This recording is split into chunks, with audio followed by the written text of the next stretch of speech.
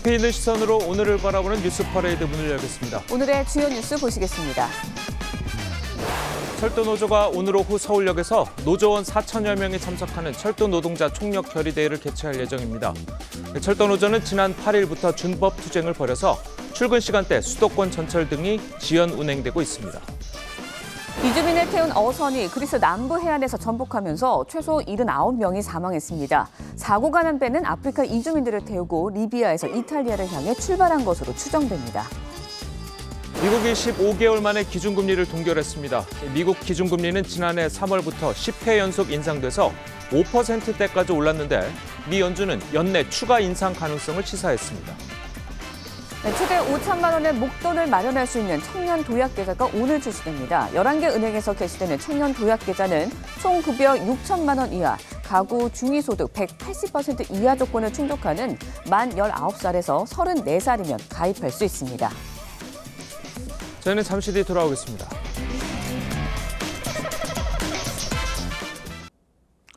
철도 노조가 오늘 오후 서울역에서 노조원 4천여 명이 모이는 결의대회를 갖습니다. 철도 노조는 지난 8일부터 이른바 준법 투쟁을 벌이고 있는데 어제 오전에도 수도권 전철 50여 편이 지연돼서 시민들이 불편을 겪었습니다. 철도 노조는 오늘 결의대회 후에 도심 행진도 예고하고 있어서 일대 교통 혼잡도 예상됩니다. 고희동 기자입니다. 철도 노조는 오늘 오후 2시 서울역 12번 출구 앞에서 철도 노동자 총력 결의대회를 개최할 예정입니다. 서울과 부산, 대전 등 전국 각지에서 모인 노조원 4천여 명이 거리를 가득 메울 것으로 보이는데 참석자들은 1시간가량 집회를 가진 뒤 용산 대통령 집무실 앞까지 행진을 한다는 계획입니다. 철도 노조는 정부가 철도 민영화 정책을 추진한다면서 이를 즉각 철회할 것을 요구하며 지난주 목요일부터 일주일째 준법 투쟁을 이어가고 있습니다. 또 수서행 KTX의 즉각 운행을 비롯해 원희룡 국토부 장관 면담 등을 요구하고 있습니다. 철도 노조의 준법 투쟁으로 인해 어제 오전에만 수도권 전철 51편이 지연 운행되면서 출근길 시민들이 큰 불편을 겪어야만 했습니다. 무궁화호 열차 4편도 운행이 중지된 상태입니다. 오늘 오후 철도 노조의 대규모 도심 집회로 용산구 일대 교통 혼잡도 우려되고 있습니다. 철도 노조는 요구안이 관철되지 않을 경우 하반기에도 투쟁을 이어간다는 방침입니다. TV조선 고희동입니다. 어젯밤 10시 반쯤 강원도 속초시 중앙동에 있는 한 상가에서 불이 나서 2시간 반 만에 꺼졌습니다. 영업시간이 끝난 상황이라 다행히 인명피해는 없었지만 이 불로 점포 20개가 완전히 불에 탔습니다. 경찰과 소방당국은 정확한 사고 원인을 조사하고 있습니다. 네, 3년 전 북한은 개성 남북연락사무소를 폭파했었죠. 정부가 북한을 상대로 손해배상 청구 소송을 제기했습니다. 배상 규모는 447억 원으로 우리 정부가 북한 당국을 상대로 소송을 제기한 건 분단 이후 처음입니다. 김정우 기자의 보도입니다. 2020년 6월 북한이 개성의 남북공동연락사무소를 폭파한 뒤 공개한 영상입니다. 대북전단 살포에 대한 정부 대응을 문제 삼았고 김여정의 대남 위협 성명 이후 실제 폭파까지 이어진 겁니다. 요란한 폭음 속이 참혹하게 완전 파괴됐습니다. 폭파 3년 만에 정부가 북한을 상대로 손해배상 청구 소송을 제기했습니다. 원고는 대한민국, 피고는 조선민주주의 인민공화국으로 정부가 직접 북한 당국을 상대로 낸 첫 소송입니다. 북한이 폭력적인 방식으로 남북공동연락사무소를 폭파한 것은 법률적으로 명백히 불법 행위이고 손해액은 연락사무소 청사 102억 5천만 원과 종합지원센터 344억 5천만 원을 합쳐 총 447억 원입니다. 피고에게 소송을 알릴 수 없을 때 송달할 서류를 법원에 게시하는 공시송달 방식을 적용할 것으로 보이는데 북한이 응하지 않으면 정부가 승소하게 됩니다. 하지만 현재 국내에서 북한 당국 소유의 재산을 찾기 어려운 만큼 손해배상 이행을 강제할 수단은 없습니다.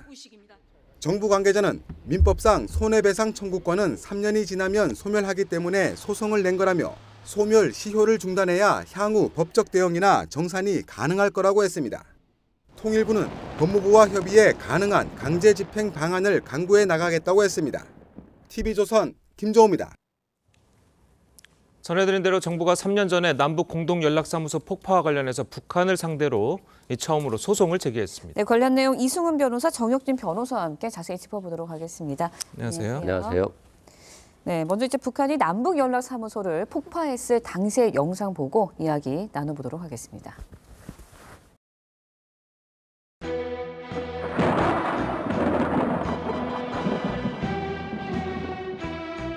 하늘이 벼락치는 소리론가 강산을 뒤흔드는 요란한 복음 결에게 소중한 상징물이었어도 너무나도 무맥한 자들에 의해 쓸모없이 되어버린 집 오늘은 통째로 날려간다.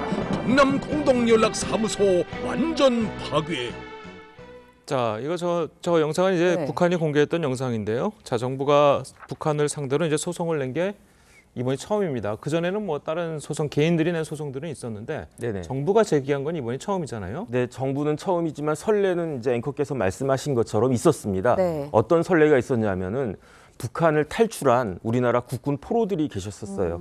그분들이 이제 북한 김정은하고 그다음에 북한 자체를 상대로 해가지고 소송을 제기했었는데 2020년 7월 우리나라 법원이 승소 판결을 내려줬어요. 그런데 거기에 대해서 북한이 항소하지 않았거든요. 그렇기 때문에 승소로 확정이 됐는데 거의 뭐 유사한 그 구조이기 때문에 이번에도 이제 정부가 북한 상대로 해서 소송을 하면 그러면 북한은 뭐 송달 안 받을 거고 그렇게 되면 이제 공시송달로 해가지고 재판이 진행되다가 결국은 이제 우리 정부가 승소할 수 있게 되지 않을까 하는 생각이 듭니다. 예. 정부가 이제 북한에 물어내려고 한 손해액 447억 원입니다. 이 금액이 이제 어떻게 산정이 된 건가요? 네, 일단 정부가 477억 원 상당이라고 했는데요. 그게 이제 남북 공동연락사무소가 있지 않습니까? 네. 이게 폭파됐는데요. 이거 피해액을 102억 정도로 보았고요. 또 개성공단 종합지원센터 피해액을 344억 정도로 봤습니다. 두 건물 모두 다 정부 재산으로서의 국유 재산입니다. 예. 통일부는 연락사무소의 경우에는 감가상각이 그러니까 건물을 사용했으니까 가치 하락분이 있지 않겠습니까? 그 감가상각을 적용해서 파간 금원이고요. 또 종합지원센터도 원래는 한 468억 정도 예. 소요됐었는데 감가상각으로 123억 정도를 제외한 금액으로서요. 사실상 이 손해배상의 액수 자체는 그대로 인정될 가능성은 굉장히 높아 보입니다. 예.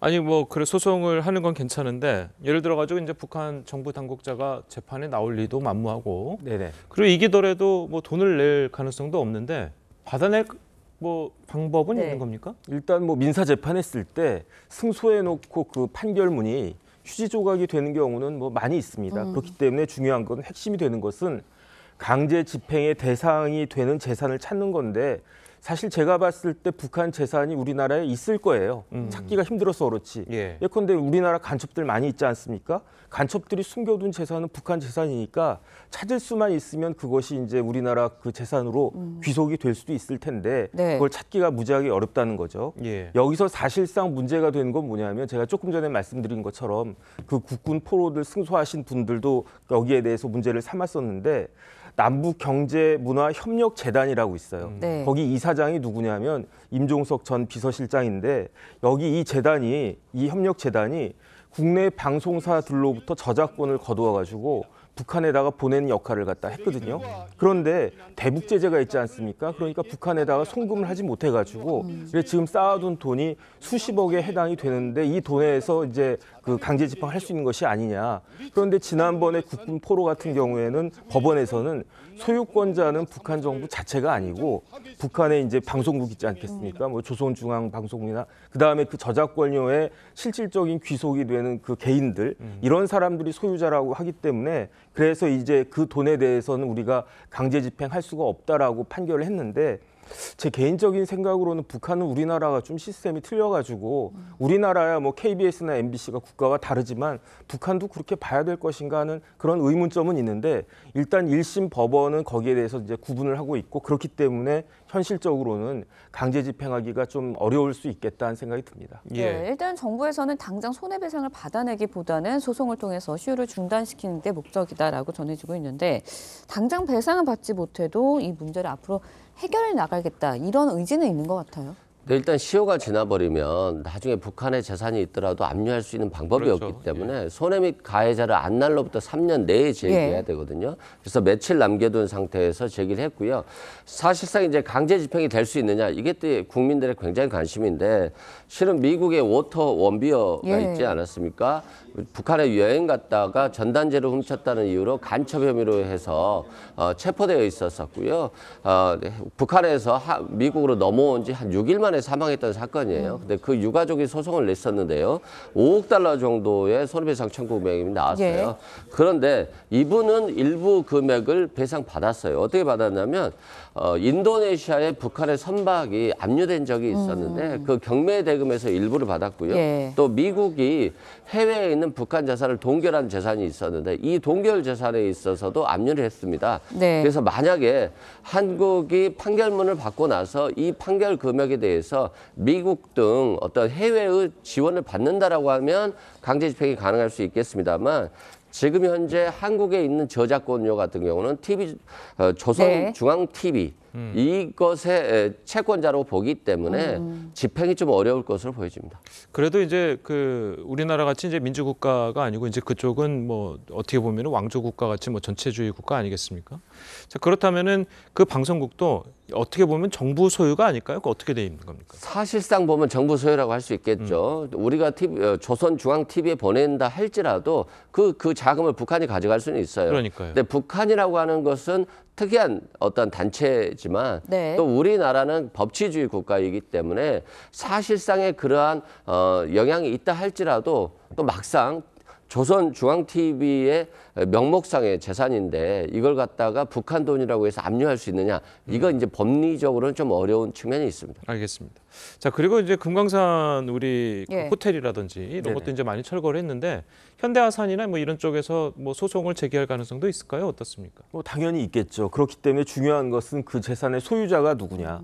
소유자가 자기의 재산권을 침해당했다라고 하면 손해배상 청구 소송을 당연히 할 수 있을 거고요. 그 소유자가 민간 기업이라고 해서 못할 수 있는 그런 것도 없을 거고.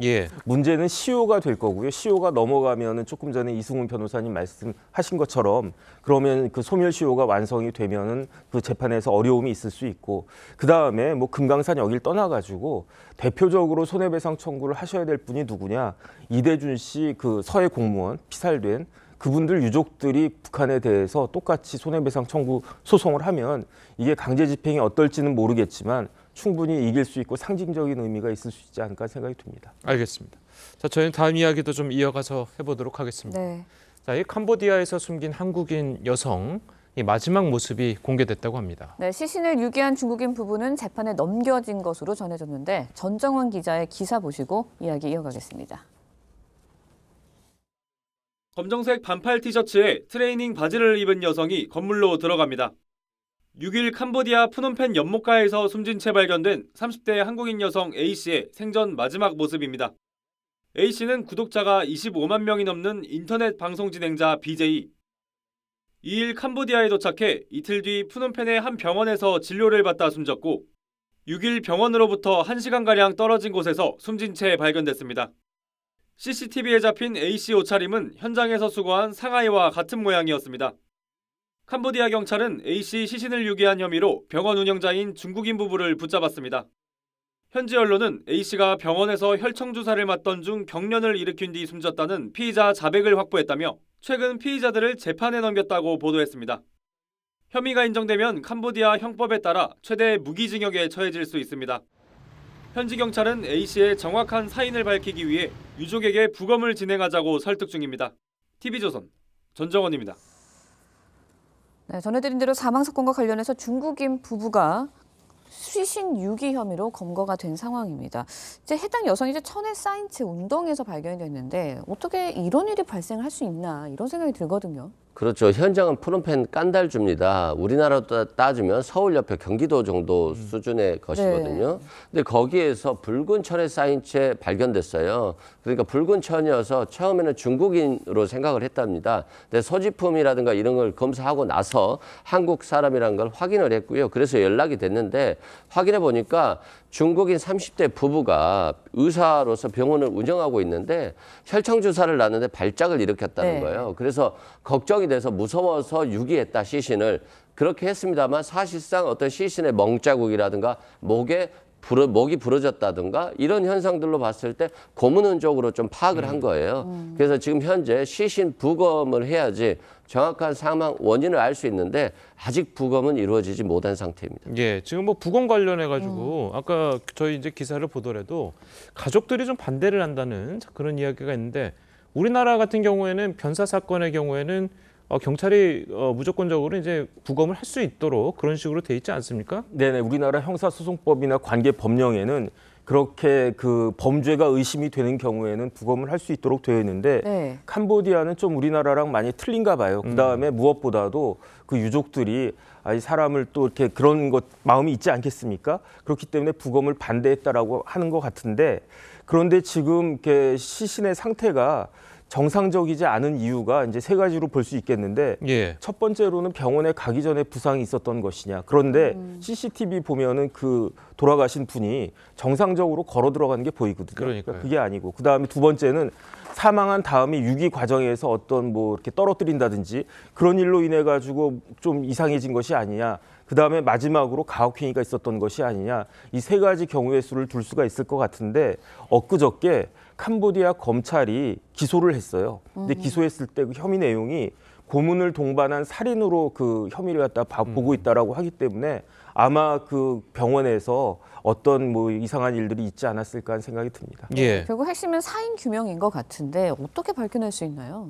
그러니까 몸에 멍이 들었는데 이게 사망 전에 고문에 의해서 그런 것인지 사망 후에 시신을 유기하면서 뭐 떨어뜨린다거나 이런 과정에서 했는지 확인이 안 되잖아요. 예. 그것들 때문에 꼭 이게 시신에 대한 부검을 해야 되는 거거든요. 그래서 좀 가족들이 좀 도와줘야 될 것 같고 특히 이 30대 여성이고 건강한 여성이지 않겠습니까? 근데 푸놈펜에 여행 간 지 이틀 만에 병원을 갔다? 그것도 좀 이상하고 또 푸놈펜에 한국 의사들이 있어요. 그런데 굳이 왜 중국인이 운영하는 병원에 갔을까? 네. 이것에 대해서 어떤 전문적인 영역이 있는 것도 아닌 병원이었거든요. 그래서 이 병원을 간 이후부터 그리고 또 지인이 함께 여행을 갔었는데 병원을 간다고 나갔다가 이틀 동안 연락이 안 됐는데 제대로 신고가 안 됐다라고 하는 거거든요.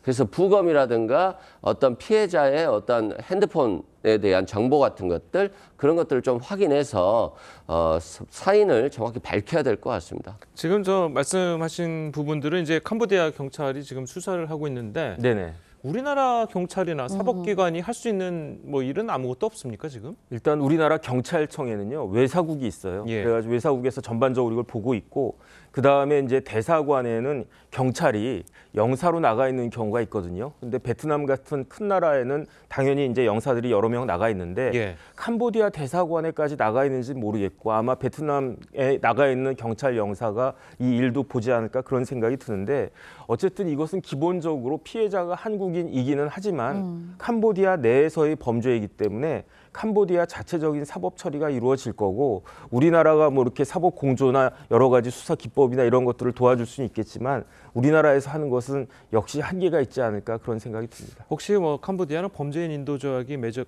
있다면 네네. 그 중국인 부부를 우리나라로 송환할 수가 있습니까? 그거는 이제 캄보디아에서 결정할 문제인데 예컨대 우리나라에서 살인 사건이 벌어졌는데 범죄자가 한국 사람이고 피해자가 캄보디아 사람이라고 말이에요. 그럼 캄보디아에서 그 범죄인을 우리나라 사람을 인도해 달라라고 했을 때 과연 우리나라 정부가 거기에 응할 것인가? 똑같이 그렇게 판단을 해보면은 알 수 있을 것 같다는 생각이 듭니다. 네. 예, 알겠습니다. 불과 뭐 2개월 전이었던 지난 4월에도 코미디언 서세원 씨가 캄보디아에서 이제 병원에서 링거를 맞다 숨진 사건이 있었습니다. 그렇다 보니까 현지 병원을 이용할 때 정말 안전한가라는 불안증이 좀 생길 수밖에 없을 것 같아요. 그렇습니다. 우선 한국인 병원을 갈 걸 추천드려요.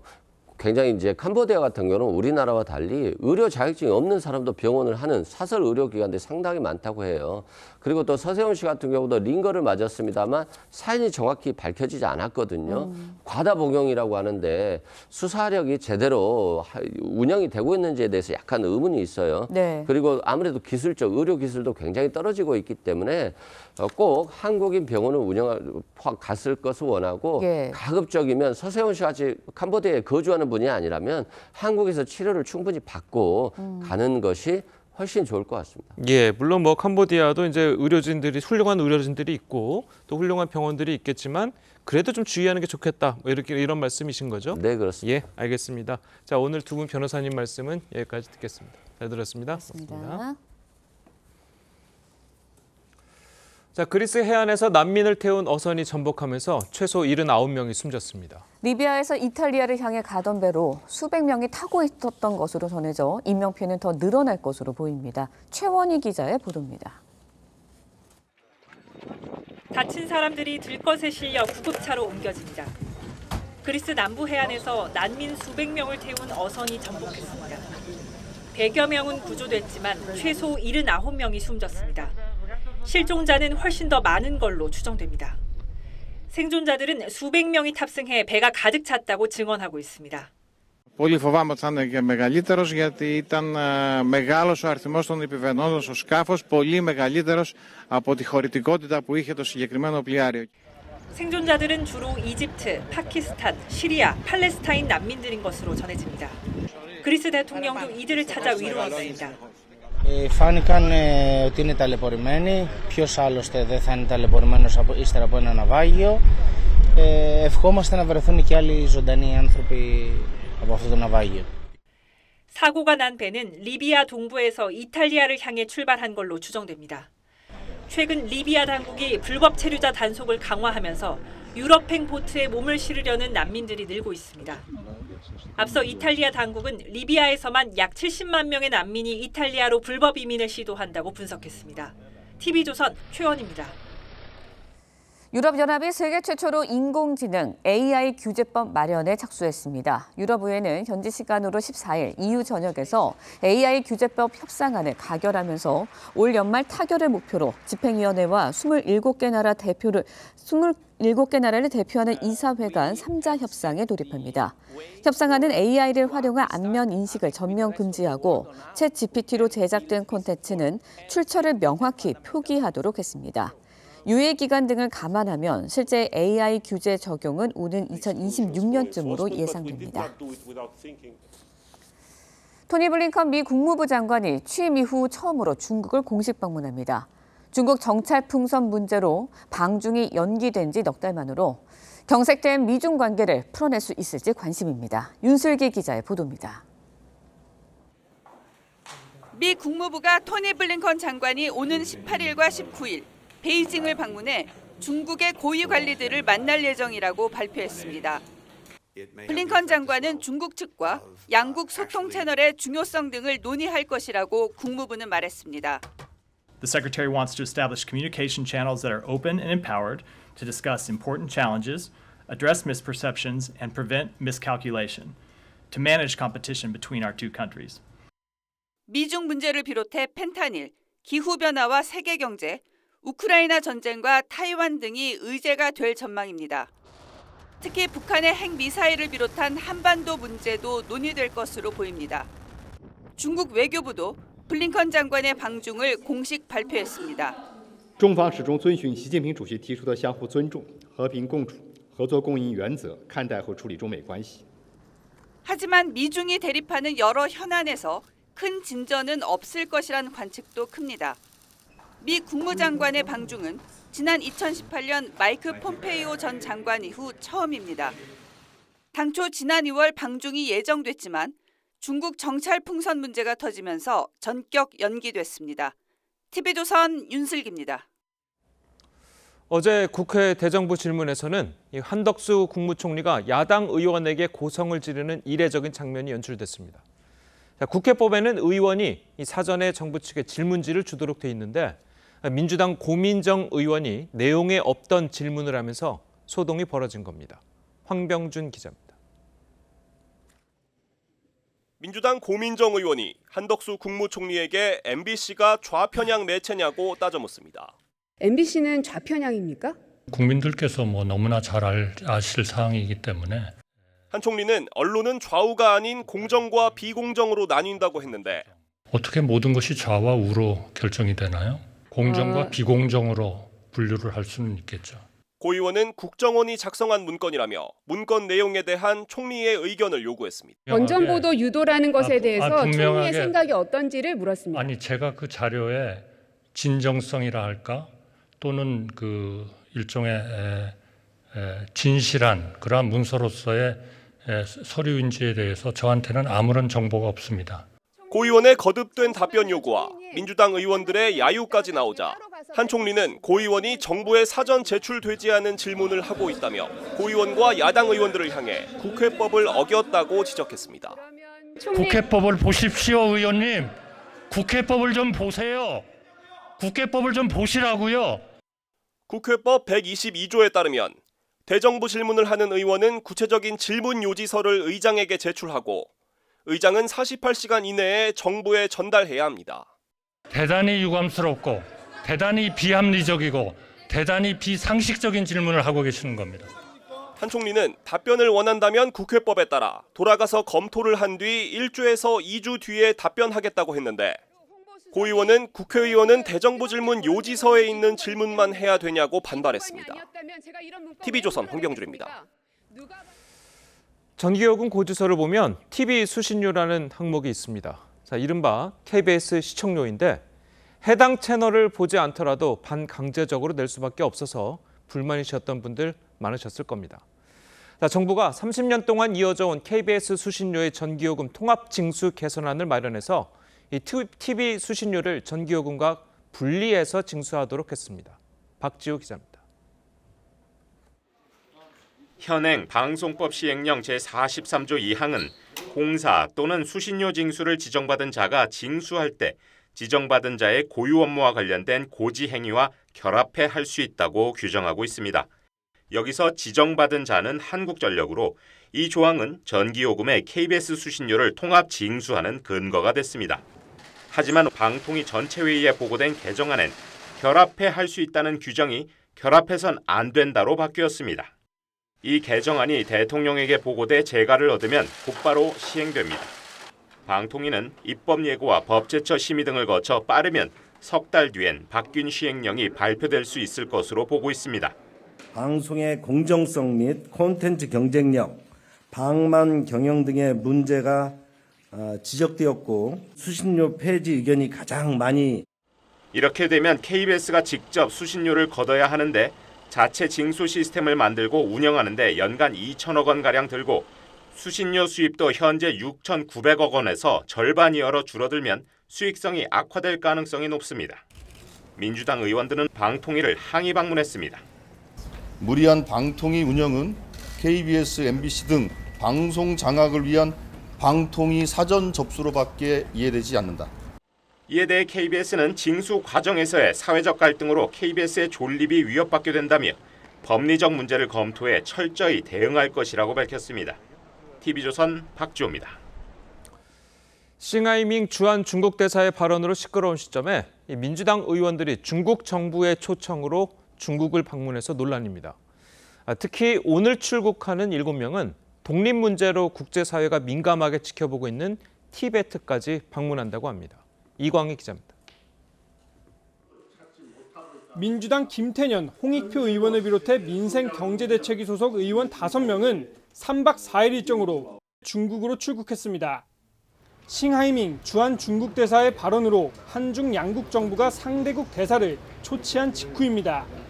시기가 부적절했다는 비판이 나오자 의원들은 2달 전부터 추진된 경제 교류 일정이라며 중국 외교부의 협조로 한국 기업의 경제활동 지원을 위한 것이라고 설명했습니다.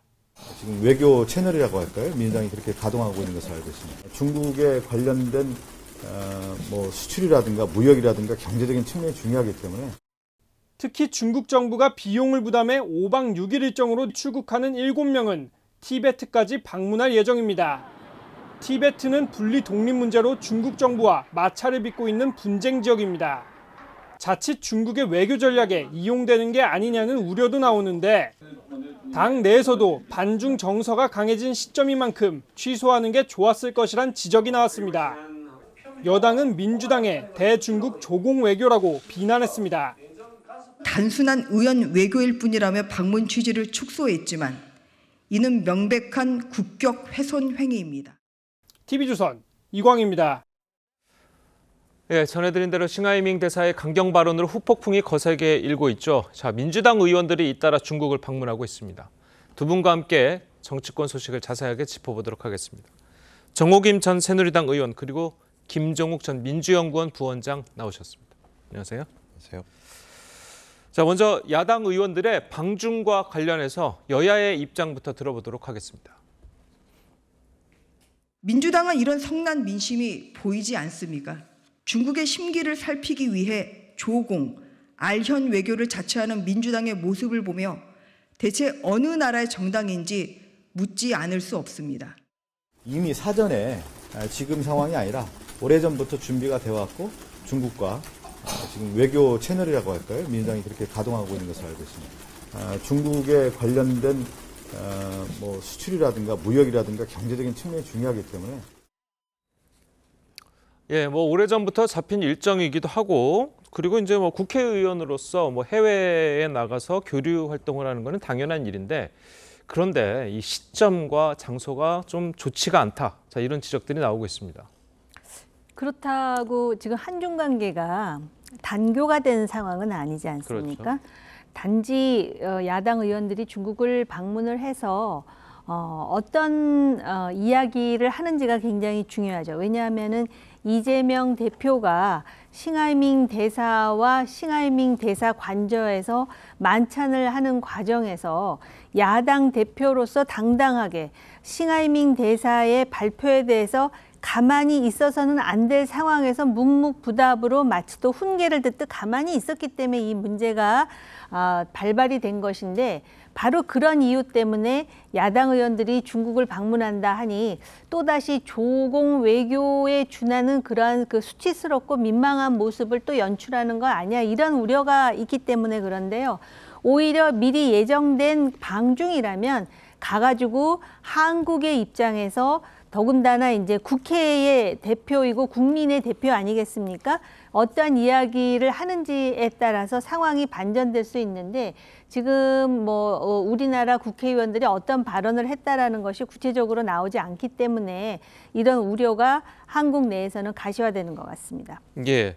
자, 그런데도 그리고 또 이제 민주당에서 이 의원들의 방중 일정 내용을 사전에 좀 미리 알리지 않았다는 점도 이것도 숨기려고 한 것 아니냐 또 이렇게 바라보는 시각도 있어요. 아니 그 정부의 공식적인 일정이 아니잖아요. 야당의 의원이 의원외교 차원에서 중국을 가는 거에 대해서 왜 공개하지 않았냐 했냐라고 제기하는 건 제가 볼 때는 좀 정치 공세를 위한 공세라는 생각이 분명히 들고요. 이미 이번에 갔을 때도 마찬가지입니다. 주택의 한 내용 자체가 좀 중국 관광을 좀 풀어줘라라는 얘기를 했었고 이 얘기는 우리 자영업자 또 그다음에 중국에서 우리 기업들이 불공정한 것들 당하지 않게 해달라. 그러니까 자영업자와 기업을 위한 얘기를 했다는 내용들이 주된 내용들이기 때문에 이 문제를 가지고 예를 들면 정치 공세를 하는 게 문제가 있다. 뭐 이렇게 따지면 예를 들면 일본에서 독도가 자기네 땅이라고 교과서에 검정이 통과됐을 때 국민의힘이 뭐라고 했었습니까? 제가 볼 때는 지금과 같이 이렇게 싸우지 않았거든요. 뭐 조공 외교니 아련 외교니 이런 얘기 한 적이 없다는 생각이 들기 때문에 저는 이 문제는 좀 전략적으로 판단하고 정부가 중국과 어떤 외교적인 관계와 관련해서 갈등이 있다고 얘기하면 야당은 이런 방향과 좀 다르게 중국과 어떤 가교를 통해서 전략적으로 이후에라도 접합을 만들 수 있는 외교를 하는 게 상식적인 방식이거든요. 그러니까 이런 야당은 여당과 똑같이 아니면 정부와 똑같이 외교를 해라라고 얘기하는 건 그건 제가 볼 때 사회주의 국가에서 하는 거 아니겠습니까? 생각이 다르면 다른 방식의 외교를 통해서 적어도 민주당이 중국을 위해서 외교를 하겠습니까? 적어도 우리 국익을 위해서 외교를 하겠죠. 저는 그런 외교들이 있다고 얘기하면 외교부 차원에서 어떤 대화가 오가는지 얘기를 나누고 조율을 해서 좀 더 좋은 방향의 어떤 보완적인 외교에 대한 얘기를 해야 되는데 뭐 예를 들면 갔다고 막 그냥 국민의힘 의원들이 무슨 조공 외교니 아련 외교니 이렇게 말씀하시는 게 타당한 것인가? 적정 분열 현상이죠. 오히려 제가 볼 때 이런 부분들은 좀 전략적으로 대했으면 좋겠습니다. 알겠습니다.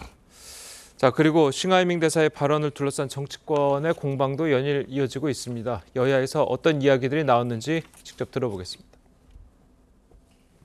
대사가 깽판 쳐서는 안 되죠. 이런 자리를 마련해서 멍석을 깔아준 이재명 대표의 문제도 상당히 심각하다고 생각해요. 이것이 뭐 사적으로 조용히 어디 음식점에서 만찬을 한 것도 아니고 관저에 찾아갔지 않습니까? 네. 아무래도 대통령께서 외교를 잘하고 싶으실 텐데 네. 오히려 이재명 대표가 더 외교를 잘하는 것으로 지금 보여지기 때문에 아마 거기에 대한 열등감이 좀 표출된 것이 아닌가 이렇게 생각합니다. 상호 존중이나 우호 중진의 태도가 있는 것인지 의심스럽다고 하셨는데 아니 어떤 국가의 외교관이 상호 존중과 우호 중진의 태도가 없겠습니까? 예, 이 장경태 민주당 최고위원의 발언을 좀 들어보면 윤석열 대통령이 이재명 대표에게 열등감 때문에 그렇다라는 이야기가 있습니다. 어떻게 들으셨습니까? 그러니까 눈 감고 귀 막고 자기가 듣고 싶은 얘기, 하고 싶은 얘기만 하다 보니까 야당 의원의 입에서 이러한 이야기가 나오는 게 아닌가 이런 생각이 들고요.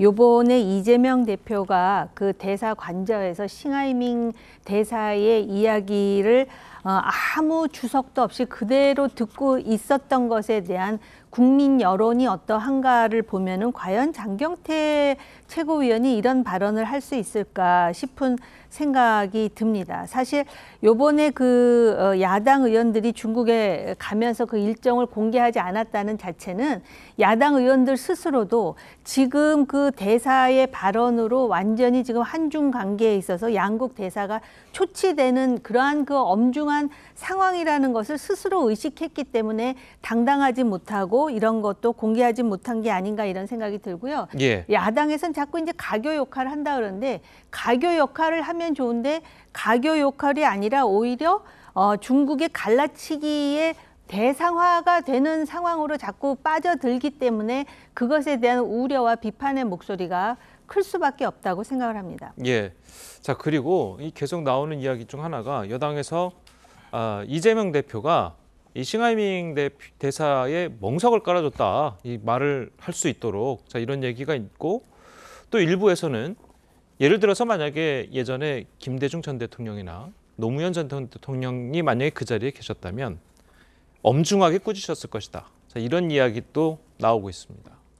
일단 제가 볼 땐 잘못은 싱하이밍 대사가 했는데 공격은 이재명 당대표를 하는 거예요. 잘못된 거죠. 말씀하신 것처럼 외교 의전 프로토콜상 무례한 건 사실입니다. 그 무례한 부분과 관련해서 왜 현장에서 대응하지 못했느냐 이런 부분과 관련해서는 또 다른 갈등을 유발할 측면이 분명히 있고요. 제가 알기로 이재명 당대표도 이 상황을 잘 몰랐던 것 같아요. 이 과정을 보게 되면 왜 갔느냐. 일단 중국 대사가 초청을 했었습니다만 작년에 대사가 국회를 예방을 했죠. 그 예방의 담례 차원으로 간 측면들이 분명히 있고요. 최근 문제와 관련해서 한중 정부 간 갈등이 심하지 않습니까? 근데 이게 그냥 갈등으로 끝나는 게 아니지 않습니까? 우리나라가 지금 15개월 동안 무역수지 적자가 벌어졌고 이 무역수지 적자의 가장 큰 문제가 대중 무역 문제다, 반도체 수출 문제이기 때문에 중국과의 관계가 계속 악화됐을 때 우리 경제 성장률 자체가 하락할 수밖에 없다라고 하는 분명한 어떤 시그널들이 보여주고 있는데 정부는 여기에 대해서 개선할 생각이 없는 상황이기 때문에 야당 입장에서는 이런 부분과 관련해서 중국에게 협조를 요청하려고 간 측면들이 분명히 있기 때문에 이걸 나쁘게만 볼 수 없다는 것 하나랑 또 하나는 계속 예를 들면 다른 국가들, 특히 미국 같은 경우 18일 날 미 국무부 장관이 중국을 방문하지 않습니까? 그러니까 우리 정부만 유일하게 디커플링이라고 얘기하는 중국과의 단절을 추구하고 있지만 다른 나라들은 디리스킹이라고 해서 필요한 부분만에 대한 어떤 장벽을 높이 세우는 이런 방식들의 외교적인 전환들을 하고 있는 상황이거든요. 전 그렇다면 우리 정부도 이런 전 세계적인 대중국에 대한 외교적인 흐름 변화에 맞게 어떤 자기 변화가 있어야 되는데 그런 변화가 없는 측면들이 분명히 있다. 전 그래서 그런 측면에서 하나의 어떤 야당 차원에서의 의원 해결을 했다는 생각이 드는 것이고요. 그다음에 이재명 당대표가 아무런 반응을 안 했다고 얘기했는데 나중에 반응을 했어요. 그래서 중국 대사의 외교적 무례에 대해서 유감을 표명한다는 입장을 발표를 했었었고요. 또 그다음에 감정적 대응보다는 좀 실리적이고 실용적인 외교를 추진하다는 입장을 밝혔습니다. 그래서 이 부분과 관련해서 마찬가지입니다만 이 문제를 확대해서 야당의 공격 포인트로 잡을 것이 아니라 어떤 형태로든 지금을 계기로 해서 외부적으로 우리가 한미일 공조를 강화한다고 하더라도 중국을과 완전히 예를 들면 이탈할 수는 없는 측면이 분명히 있기 때문에 좀 전략적인 외교로 전환할 수 있는 계기로 활용됐으면 좋겠습니다. 그 김대중 전 대통령이나 노무현 전 대통령이 그 자리에 계셨다면 엄중하게 꾸짖으셨을 것이다라는 발언에는 뭐 동일하십니까? 저는 동의할 수 없고요. 그런 논리로 얘기하면 예를 들면 윤석열 대통령 같은 경우 마찬가지입니다만 제가 아까 말씀드렸잖아요. 일본 교과서 검정 통과했을 때 독도가 자기네 땅이라고 얘기했던 측면들이 분명히 있고요. 후쿠시마 오염수 문제도 마찬가지로 있고요. 물에 반컵을 채웠습니다만 돌아온 건 오염수고 그다음에 예를 들면 독도는 자기네 땅이라고 하는 교과서가 왔다고 얘기하면 여기에 대해서 계속 대통령은 무슨 말씀하셨습니까? 미래를 위해서 이해해달라고. 그럼 우리도 예를 들면 중국과의 관계가 되게 중요하지 않습니까? 그럼 이재명 당대표도 그렇게 얘기할 수 있는 거죠. 내가 당장 기분은 나쁘지만 관계를 악화시킬 수 없으니 좀 더 지켜봅시다라고 얘기하면 그건 또 나쁜 외교입니까? 제가 볼 때는 예를 들어 과거에 김대중, 노무현 어떤 두 대통령 같은 경우는 상대방이 잘못하게 되면 거기에 대해서 꾸짖었다라고 얘기하는데 또 다른 외교도 분명히 있는 거예요. 하나의 일방적인 방식만 있다고 얘기하는 것 자체는 제가 볼 땐 지금 여당이 야당 당대표를 공격하려고 하는 방식일 수밖에 없다는 생각이 들기 때문에 좀 지켜보시죠. 제가 그 부분에 대해서 좀 잠깐 말씀을 드리고 싶은데요. 김대중 전 대통령이 야인 시절에 미국의 그 테드 커플 앵커가 진행하는 그게 아마 나이트라인인가 그랬을 거예요. 예. 거기 이제 출연을 해가지고 그 당시에 아마 대한민국 민주주의와 관련된 이야기인데 그 앵커의 도발적인 질문에 대해서 자기 소신을 또박또박 전라도식 영어로 그렇게 대답을 해가지고 이게 굉장한 반향을 얻은 사례가 있습니다. 물론 이재명 대표가 잘 모르는 상황에서 싱하이밍 대사가 준비를 했겠죠. 그런데 잘 모르고 가서 듣더라도 적어도 일국의 야당 대표라면은 그 얘기를 들으면은 즉시적으로 당신이 이것을 나와 이야기할 대상이 아니고 주제가 아니다라는 말 한마디는 했었어야 돼. 그렇기 때문에 지금 이재명 대표의 측근이라고 하는 정성호 의원이 문제점을 지적했어야 되는 것 아닌가 하는 아쉬움이 있다라고 얘기한 것입니다. 무역 뭐 다 중요하고 비자 중요하지만은 이거는 우리의 외교 정책과 관련해 가지고선 이것을 일국의 대사라는 사람이 대한민국 제1정당이라 해도 과언이 아닌 가장 의석수가 많은 야당 대표를 앉혀놓고 이야기를 했다라는 것이 말이 안 되고요. 그다음에 메모를 준비했다 그랬잖아요. 그 사례와 관련해서도 과거에 박정희 대통령이요. 카터 대통령이 방한 시에 카터가 주한미군을 철수하려고 했거든요. 그때 왜 미국이 주한미군을 철수하면 안 되는지에 대해서 미국의 이해의 관점에서도 이런 점이 문제라고 박정희 대통령이 또박또박 메모를 해서 그거를 발표한 적이 있어요. 그래서 카터 대통령이 노발대발하고 난리가 난 적이 있습니다. 결국은 그러나 주한미군은 철수하지 않았거든요.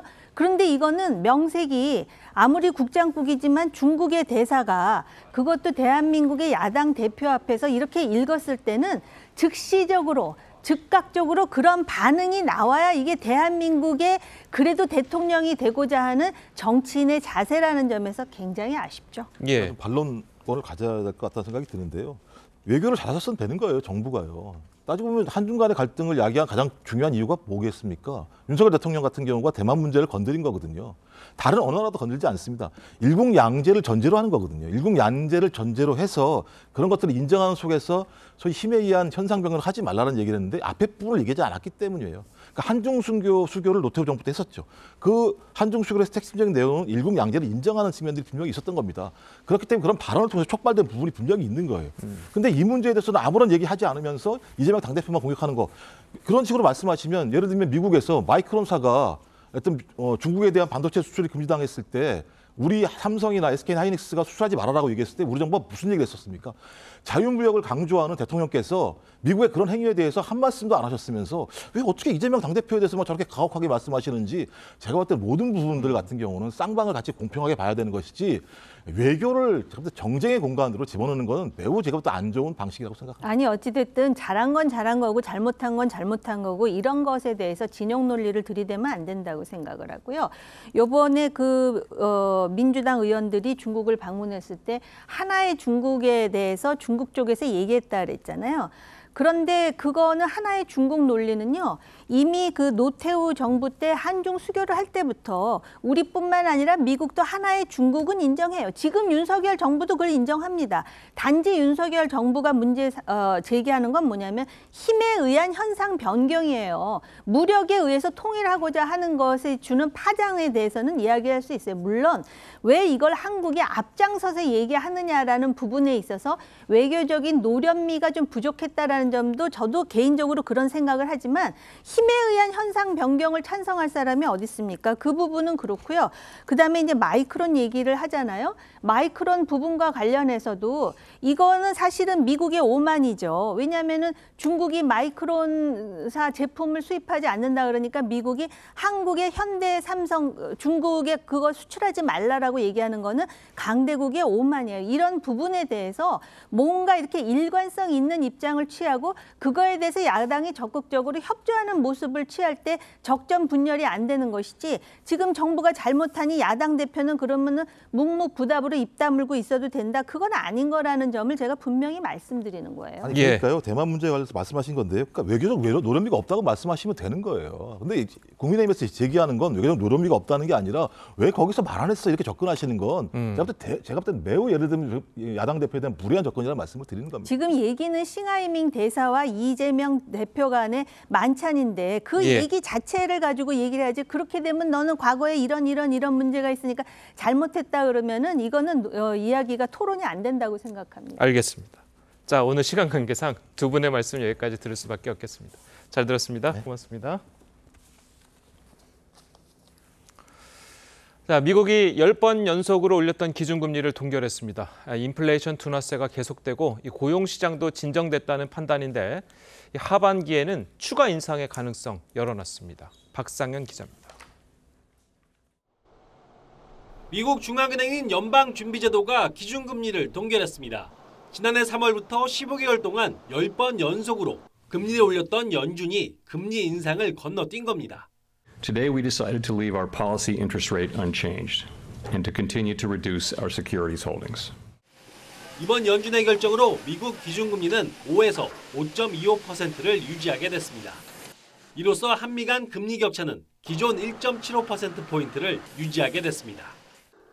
미국이 금리를 동결한 데는 소비자 물가지수와 생산자 물가지수 모두 2년여 만에 최소폭을 기록하는 등 인플레이션 둔화세가 영향을 미쳤다는 분석입니다.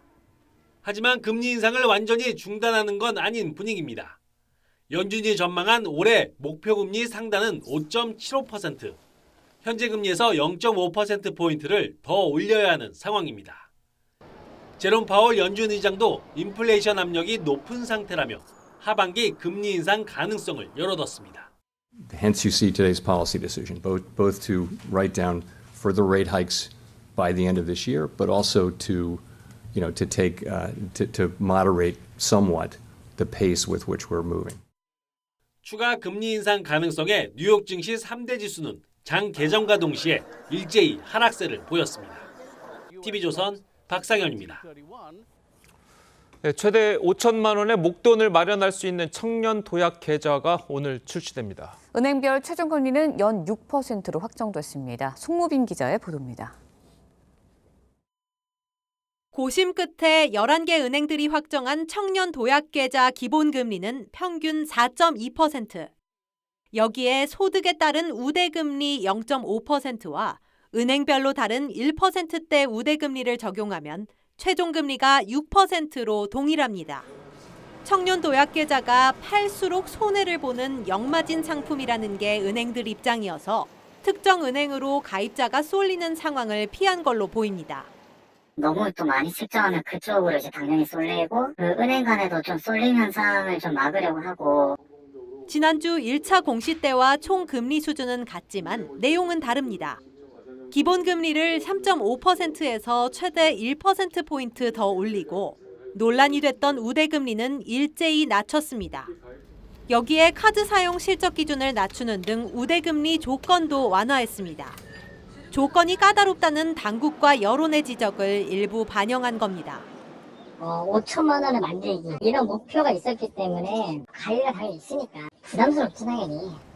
청년들은 5년 만기 기간이 부담된다면서도 반기는 분위기입니다. 이자율이 상당히 괜찮고 요즘 시중 은행들에서 그 정도 이자율을 제공하는 이 서비스는 없기 때문에 청년 도약 계좌는 오전 9시부터 11개 은행사 앱을 통해 비대면 가입할 수 있습니다. 첫 닷새 동안은 출생 연도를 기준으로 오부제에 따라 신청할 수 있고 오는 22일과 23일에는 출생 연도와 관계없이 접수가 가능합니다. TV조선 송무빈입니다. 예, 보신 대로 오늘 출시되는 청년 도약 계좌 금리가 이 최고 연 6%로 확정이 됐습니다. 네, 관련 내용 이인철 참좋은경제연구소장과 함께 자세히 짚어보도록 하겠습니다. 안녕하세요. 자, 이번 앞서 리포트에서 나왔지만 이 청년 도약 계좌의 취지라고 해야 될까요? 취지는 어떻게 되고 또 자격은 또 어떻게 돼야 되는 겁니까? 그렇습니다. 이제 도약 계좌라는 말에 청년층, 특히나 소득이 있는 저소득 청년층의 자산 형성을 돕겠다라는 겁니다. 당초 공약은 10년에 1억 만들기 프로젝트였어요. 근데 이제 기간이 너무 길면 중도 해지 가능성이 있기 때문에 그러니까요. 5년에 5천만 원 만들기 목돈 프로젝트이면서 정책 금융 상품입니다. 특히 세 가지를 주목해 보셔야 돼요.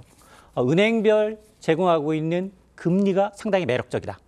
지금 한번 퇴짜를 맞았기 때문에 한 6% 수준으로 기준금리를 좀 높이고 우대금리는 좀 낮췄어요. 그리고 두 번째가 정부가 소득 수준별로 월 최대 24,000원의 지원금을 주더라. 또 세 번째가 이자에 대해서 지금 15.4% 이자 소득세를 냈는데 이걸 비과세 혜택까지 있습니다. 그러니까 가입 요건이 상당히 까다로울 수밖에 없습니다. 예. 개인 소득 요건 따지고요. 그리고 가구 소득도 충족시켜야 합니다. 개인 소득은 총급여 7,500만 원 이하, 가구 소득은 중위소득 180% 이하만 가입이 가능하고 총급여가 6천만 원에서 7,500만 원 조금 많다라고 봐서 여기는 정부 기여금은 없이 이자에 대한 비과세 혜택만 누리실 수가 있는데 그런데 지난해 나는 지금 일자리가 없어서 놀았는데 무직이다, 백수였다, 가입이 불가능합니다. 네. 그리고 직전 3개년도에 금융소득, 근로소득이 아니라 이자나 배당으로 연간 2천만 원 이상 받았다. 한 번이라도 2천만 원 이상을 받았다면 자격이 안 됩니다. 그러니까 무직자는 가입할 수 없다. 없고 예. 또 금융소득, 부자라는 거죠. 금융소득을 2천만 원 이상 했다는 건 이자나 배당으로 매달 170만 원 이상을 벌었다는 건 그 사람한테까지 정책 자금을 몰아줄 이유가 없다는 겁니다. 자, 그래서 오늘 오전 9시부터 이제 11개 은행 앱을 통해서 비대면으로 가입이 가능한데 이게 선착순이 아니에요. 앞으로 5년 동안 열려 있습니다.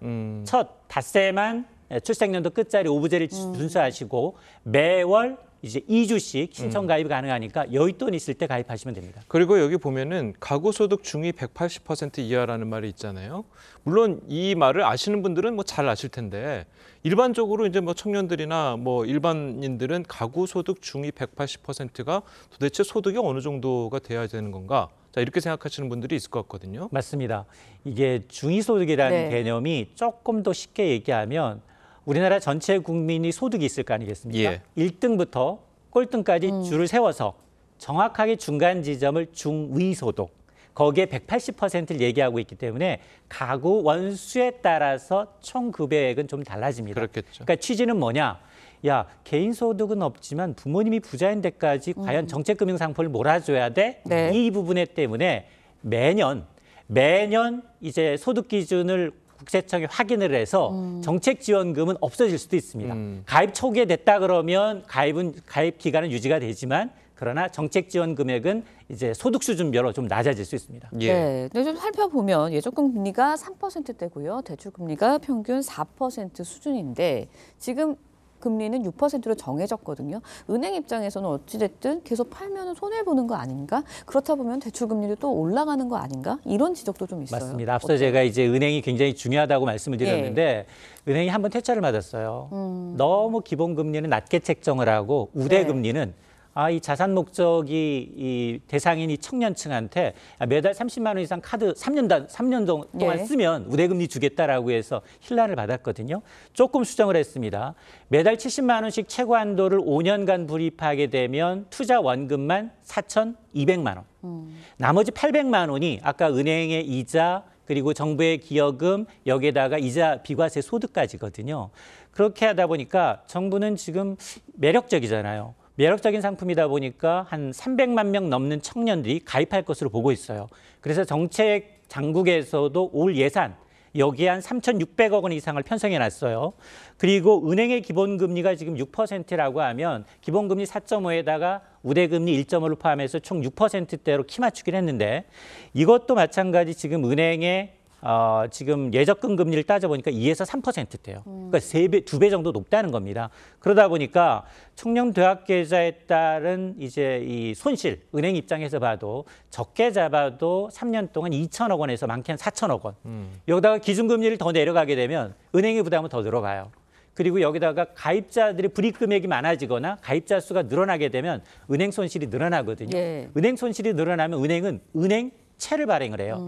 은행채를 발행한다는 건 은행의 자금 조달 이자가 늘어난다는 얘기고 은행의 자본 조달 이자가 늘어나면 모든 대출자들의 대출 금리가 또 올라가요. 네. 그러다 보니까 아니 청년층에 특화된 상품을 내놓으면서 정부가 은행들한테 압박을 통해서 오히려 다른 대출자들의 이자 부담을 또 키우는 게 아니냐라는 우려도 있습니다. 자, 그리고 뭐 은행도 은행이지만 이 청년들 입장에서 보면 19세에서 34세까지잖아요. 물론 뭐 자기 일반적인 직장이 탄탄하신 분들은 뭐 매달 5년 동안 볼 수 예. 있겠지만 뭐 대학생이라든지 뭐 알바생이라든지 이런 식으로 직업이 이제 불안정한 분들은 중간에 돈을 못 낼 경우도 있단 말이에요. 맞습니다. 그렇게 되면 어떻게 되는 건가요? 일단 제가 가장 걱정하는 부분이에요. 청년층 돈이 별로 없어요. 지금 뭐 영끌 비투했는데 예. 자산 시장이 워낙 좋지 않죠. 자, 그러다 보니까 여윳돈이 있어야지 가입이 가능한데 이전 정부도 비슷한 상품을 내놨어요. 청년 희망 적금이에요. 예. 그건 만기가 불과 2년이었고 비슷하게 연이율 한 9% 선이었거든요. 예. 이것도 가입자가 당초 예상보다 너무 많이 몰린 거예요. 정부는 한 38만 명 정도를 예상하는데 280만 명 넘게 됐어요. 근데 문제는 뭐냐? 조금 지나고 봤더니 해지율이 15%가 된 거예요. 만기가 2년짜리인데.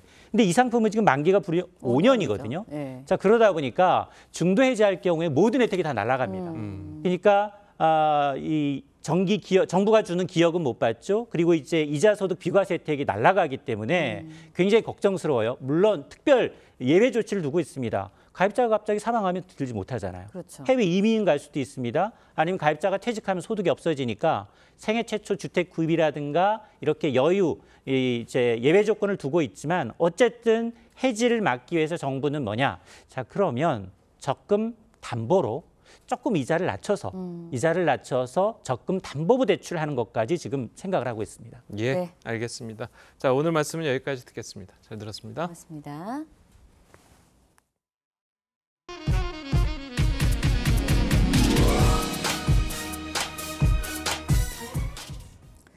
모차르트가 쓴 연애 상담 편지가 다음 달 경매에 출품될 예정입니다.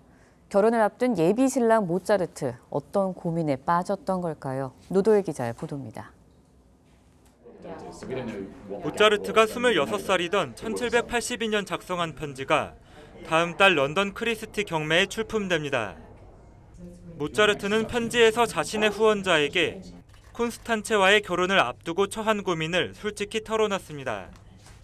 So he's writing to an aristocratic patroness, asking for her help, asking for her advice, and saying, "I've got to marry her tomorrow morning or today if I can manage it." 모차르트는 수년 전 콘스탄체의 언니와 사귀었다가 이후 콘스탄체의 가족이 살던 집에 하숙하던 중 콘스탄체와 사랑에 빠졌습니다. 보수적인 카톨릭 교회 정서가 팽배하던 시절인데다가 당시 모차르트가 별다른 소득이 없다는 이유로 모차르트의 장모는 결혼을 반대했습니다. He comes from a very strict Catholic background, and actually it tells you something about Mozart as a kind of revolutionary figure. 크리스티 경매장 측은 해당 편지가 30만 파운드 이상, 한화로 4억 8천만 원이 넘는 가치를 가질 것으로 전망했습니다. TV조선 노도일입니다. 네, 렌즈에 담긴 그 순간 그 의미를 짚어보는 시간이죠. 사진 기자가 선택한 아침의 한 장입니다. 오늘은 조선일보 사진부 조인원 기자와 함께합니다. 안녕하세요. 오늘 아침에 볼 사진 어떤 건가요? 네, 이 왼쪽은 청와대 뒤에 눈 덮인 산이고요. 이것을 산을 없애고 뒤에 빌딩 숲으로 바꿔보았습니다. 인공지능으로 이 사진을 만드는 데는 불과 2초도 걸리지 않았습니다. 이렇게 인공지능으로 사진을 합성하면 어떻게 나오는지 사진을 보면서 말씀드리겠습니다. 어느 겨울에 소복히 눈이 덮인 청와대 뒤 북악산을 사라지게 하고 고층 빌딩들이 빽빽한 모습을 인공지능으로 바꿔보았습니다. 다시 빌딩 숲을 대신해서 청와대 뒤를 중앙아시아 사막처럼 바꿔달라고 했더니 이렇게 나오기도 했습니다. 또 청와대 모습을 현대식으로 바꿔보라고 했더니 이렇게 전혀 다른 모습의 건물이 들어섰습니다. 이렇게 풍경 속에 여러 모습이 순식간에 바뀌는 것은 오픈 AI에서 개발한 달리라는 이미지 생성 인공지능을 통해서입니다. 네, 그런데 과거에도 사진을 합성하는 프로그램은 있지 않았나요? 네, 과거의 디지털 이미지를 포토샵 같은 프로그램으로 바꾸려면 사진이 있어도 전문가가 서로 크기와 그림자, 색을 일일이 맞추는데 오래 걸렸습니다.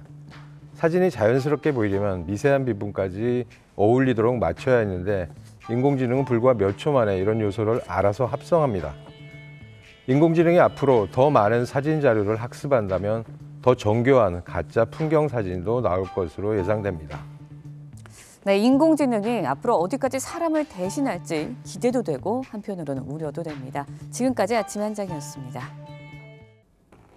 오늘까지는 대기가 불안정하겠습니다. 요라나 소나기가 예상되기 때문에 우산 챙겨 나오시는 게 좋겠는데요.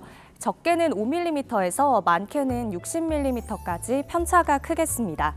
특히 영남 지역에는 시간당 50mm 안팎으로 강하게 집중될 수 있겠고요. 주변에 돌풍이 불고 벼락이 칠 수 있습니다. 또 우박이 떨어지는 곳도 많아서 주의가 필요합니다. 오늘은 전국 하늘에 구름이 많겠고 아침까지는 내륙을 중심으로 안개가 지나겠습니다. 낮에는 자외선이 강하겠고요. 지역별 기온 살펴보면 서울이 28도로 어제보다 3도가량 높겠습니다. 광주는 29도까지 오르고 해안 지역인 속초는 23도로 비교적 선선하겠습니다. 오늘이 지나고 나면 주 후반까지 대체로 맑겠고요. 기온도 쑥쑥 올라서 주말 동안에는 30도를 웃돌며 덥겠습니다. 날씨였습니다. 목요일 아침 뉴스 퍼레이드는 여기서 마치겠습니다. 네, 저희는 내일 아침 7시 30분에 다시 찾아뵙겠습니다. 시청해주신 여러분 고맙습니다.